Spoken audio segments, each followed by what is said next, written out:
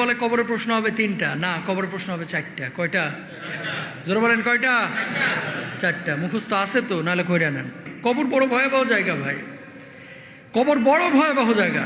কাউকে চিনবে না, প্রধানমন্ত্রীর ছেলে, হুজুরের ছেলে, খতিবের ছেলে, হাফিজের ছেলে চিনবে না। কবর দেখবে আমল আছে কিনা। সুবহানাল্লাহ বলেন।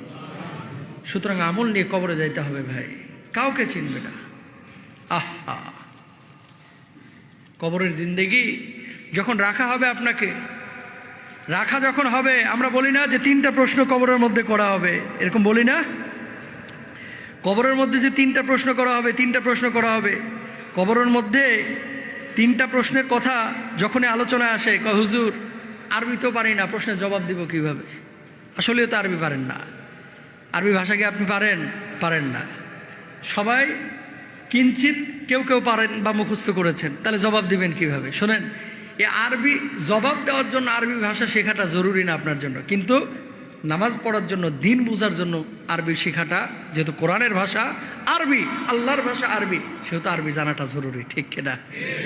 কবরের প্রশ্নের উত্তর অটোমেটিক চলে আসবে। অনেকে বলে কবরের প্রশ্ন হবে 3টা, না কবরের প্রশ্ন হবে 4টা। কয়টা? জোরে বলেন কয়টা? 4টা। মুখস্থ আছে তো, নাহলে কইরা নেন। 1 নম্বর প্রশ্ন কি হবে? কি? মার রব্বুকা, তাই না? মার রব্বুকা, মান মানে কে? মান মানে কে? রব্বু মানে রব, কা মানে তোমার, মানে কে তোমার রব। ভাঙে ভাঙে অর্থ করলে মার রব্বুকা আমরা এক কথায় বলে ফেলি, তোমার রবকে। ঠিক কিনা? তো আমাদের রবকে, আমাদের রব রব্বে আল্লাহ, তাই না? তা আমার রব হচ্ছে আল্লাহ, রব্বুন আল্লাহ। আমাদের রব হচ্ছে কে? আল্লাহ। 2 নম্বর প্রশ্ন কি হবে? মা দিনুকা, দিন কি? জোরে বলেন ইসলাম। ওমান নাবিয়ুকা, নবীকে মুহাম্মদ রাসূলুল্লাহ সাল্লাল্লাহু আলাইহি ওয়াসাল্লাম অথবা আল্লাহ নবী সাল্লাল্লাহু আলাইহি ওয়াসাল্লামকে সামনে পেশ করা হবে। মান হাদার রজুল, এই ব্যক্তি কে? যখন আপনি বলবেন ইনি হচ্ছেন সর্বশেষ নবী মুহাম্মদুর রাসূলুল্লাহ সাল্লাল্লাহু আলাইহি ওয়াসাল্লাম। এরপরে চতুর্থ যে প্রশ্নটা আপনাকে করা হবে, প্রশ্ন করা হবে ওমা ইদরিকা, যে এটা তুমি কিভাবে জানলা, এগুলো জানলে কিভাবে? সে বলবে করাতু কিতাবাল্লাহি ফাআমানতু বিহি ওয়া সাদ্দাকতু, এগুলো আমি আল্লাহর কোরআন পড়ে জেনেছি। অতবার বলা হবে তুমি সত্য বলেছো। আর যখন এই ঘোষণা হয়ে যাবে, ইয়া আইয়্যাতুহান নাফসুল মুতমাইন্না ইরজিই ইলা রাব্বিকি রাদিয়াতাম মারদিয়্যা ফাদখুলি ফি ইবাদি ওয়াদখুলি জান্নাতি। সুবহানাল্লাহ বলেন না?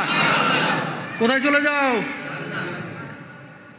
জান্নাতে চলে যাও। যখন রূহটা কবজ হবে না, এভাবে সম্বোধনও করা হবে। তো কবরের প্রশ্ন হবে 4টা, তোমার রবকে, তোমার দিন কি, তারপরে তোমার নবীকে বা এই ব্যক্তিকে। চতুর্থ প্রশ্ন হবে এগুলো জানলা কোত্থেকে? তাহলে প্রশ্ন কয়টা বলছিলাম? 4টা। এখন মুখস্থ করবেন নাকি ইসলামের মধ্যে আসবেন? বলেন। ইসলামের মধ্যে আসবেন। এই তো মাশাআল্লাহ, এটা মুখস্থ করে কোনো কাজ হবে না, বরং ইসলামের মধ্যে আসতে হবে। ইসলামের মধ্যে যখন আসবেন, তখন অটোমেটিক আল্লাহ সুবহানাহু ওয়া তাআলা জবান খুলে দেবেন।